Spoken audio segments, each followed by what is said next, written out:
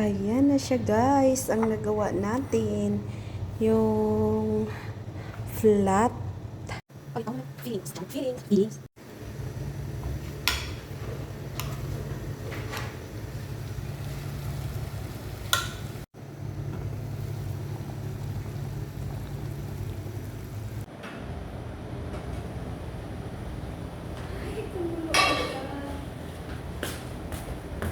Ayan na siya guys, na iba na.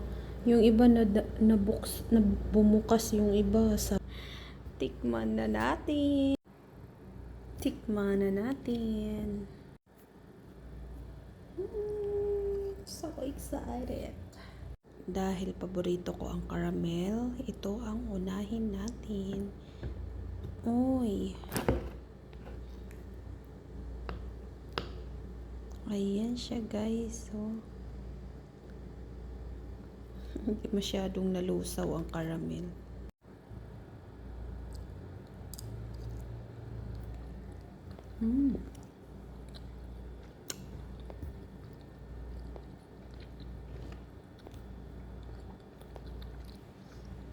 Nag-upgrade ang palitaw.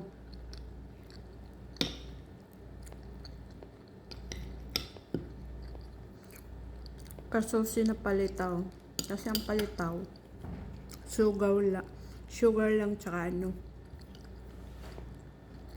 coconut, lubi.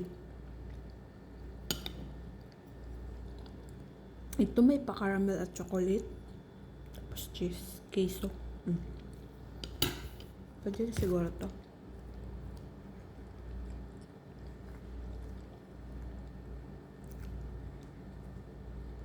Ang bango ng kape. Dali lang. Ayan na yung kape. Ang bango.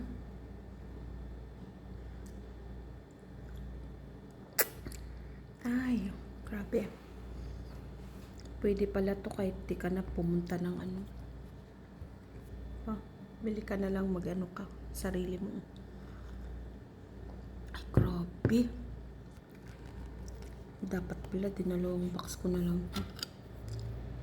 Tikman naman natin yung chocolate.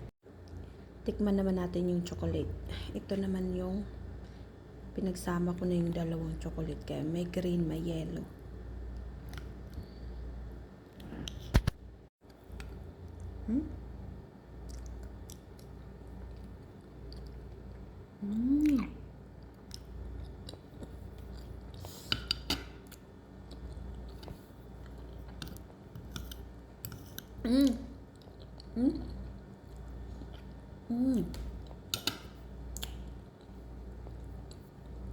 Mas okay to kaysa sa caramel. Sarap. OA naman. Mas masarap siya kaysa sa isa. Lahat ng paborito ko caramel, pero sa ganitong mas masarap yung chocolate.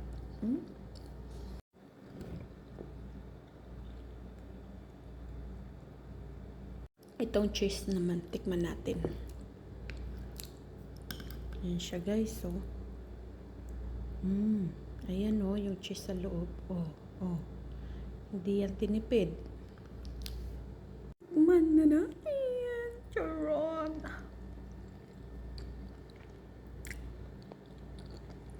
Maalat. Maalat naman talaga. Creamy. Masarap din siya. First ko yung chocolate, tapos itong queso. Cheese. Pang third ko ang caramel.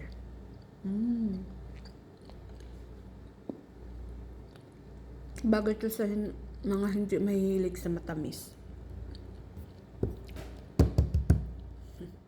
Yung mga food vlogger, pag nakakakain ng pag masarap yung panang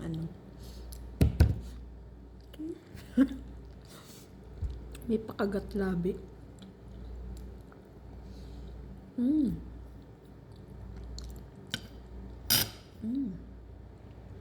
Charot.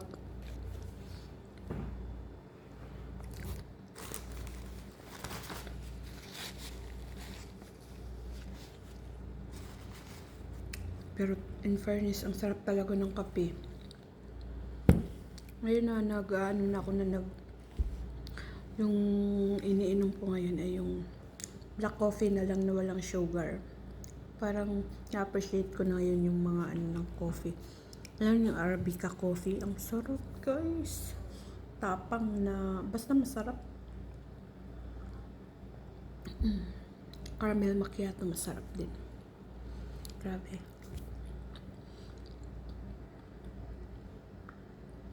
Cortado, yun. Ang espresso, grabe. Try ko ang espresso sa isang coffee shop. Grabe. Boom. Gising.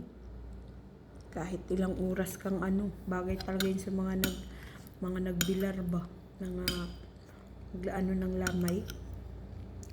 So, yun lang guys. Bye-bye.